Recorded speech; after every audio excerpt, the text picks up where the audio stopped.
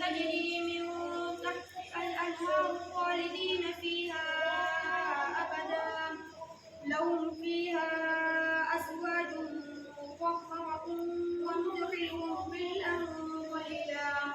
إن الله يأمركم أن تؤدوا الأمانات إلى أهلها وإذا حكمتم بين الناس أن تحكموا بالعدل إن الله نعم يعظكم به إن الله كان سميعا بصيرا.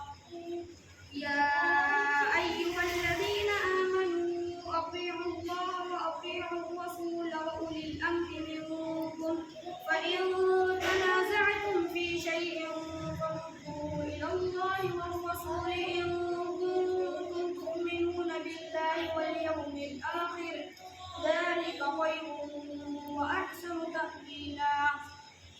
ألم تر إلى الذين يزعمون أنهم آمنوا بما أنزل إليك وما أنزل من قبلك يريدون أن يتحاكموا إلى الطاغوت وقد أمروا أن يكفروا به ويريد الشيطان أن يضلهم ضلالا بعيدا. وإذا قيل لهم تعالوا إلى